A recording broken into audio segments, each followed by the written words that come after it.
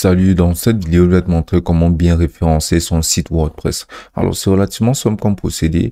Dans le cas où tu voudras faire en sorte que ton site WordPress soit ranké très bien par Google, qu'il soit mis en avant, il faudra effectivement procéder à un très bon référencement de ton site. Car même si le contenu n'est pas forcément de très bonne qualité, tu pourras avoir une très bonne mise en avant si tu réfères parfaitement ton site WordPress. Et je vais te présenter des outils et des simples fonctionnalités et surtout des petits atouts qui te permettront de pouvoir le faire facilement. Donc sans plus tarder, on va tout d'abord commencer par l'utilisation du Google Search Suggestion qui nous permettra de pouvoir avoir des mots-clés utilisés et très populaires sur Google que les personnes ou bien les internautes recherchent activement. Donc pour ce faire, par exemple, tu vas tout simplement entrer le titre de ton site ou bien basiquement un peu du titre de ton site pour pouvoir voir ce que Google te suggère. Là, par exemple, notre site est tout simplement sur les maladies pour les enfants. Donc, pour entrer quelque chose tel que maladie des enfants. Et là, on pourra voir là les suggestions que Google nous donnera. On pourra voir la maladie des enfants en ce moment, maladie de la lune, maladie des enfants bleus, maladie des enfants en France, maladie des enfants bulles. Donc, le mieux sera de regarder les suggestions les plus proches telles que celle-ci là. Par exemple, les maladies des enfants de la lune, les maladies des enfants bleus, les maladies des enfants pieds, mains, de bouche.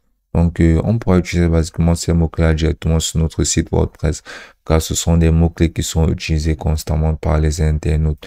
On n'aura pas forcément à les insérer directement sur notre titre. Par contre, on pourra les insérer dans notre contenu.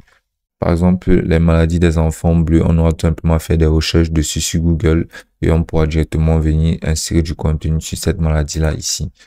On pourra faire pareil avec les autres suggestions pour pouvoir avoir plus de chances de se faire repérer dans ces cas de maladie-ci. Et dans le cas où les internautes utiliseront ces textes-ci, bien sûr, on aura une autre méthode.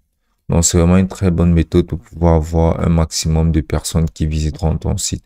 Ensuite, la prochaine méthode sera tout simplement l'utilisation de Yoast SEO. C'est une très bonne extension et sans plus tarder, on va directement se passer dans comment l'utiliser plus facilement. Donc là, on pourra venir cliquer là sur requête cible. On pourra tout simplement y insérer là, par exemple, les maladies des enfants. Donc là, tu peux voir que sur notre résultat bureau, il y a notre site il y a le nom de notre site qui est affiché ici. On va le rendre un peu plus court pour que tout rentre directement dans notre méta-titre. On va venir retirer notre site. Et là, il y aura que les maladies de nos bambins qui est le titre de notre texte.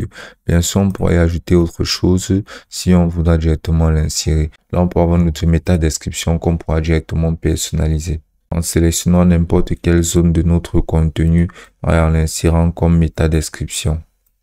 Donc là, visiblement, notre méta-description est trop longue. Donc, on va venir la retirer. Tu devras faire un maximum pour que tout ce que tu entres sur Yoast SEO soit toujours en vert.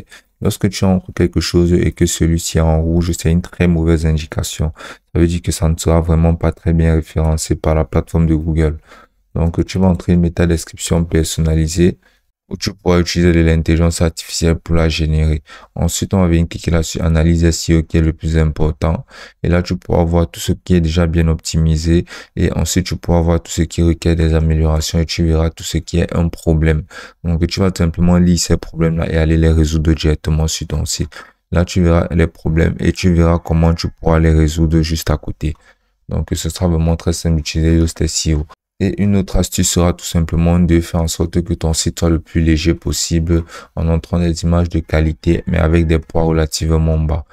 Ainsi, ton site sera beaucoup plus optimisé, beaucoup plus rapide. Ça procurera une très bonne expérience utilisateur et Google rankera très bien ton site pour cela.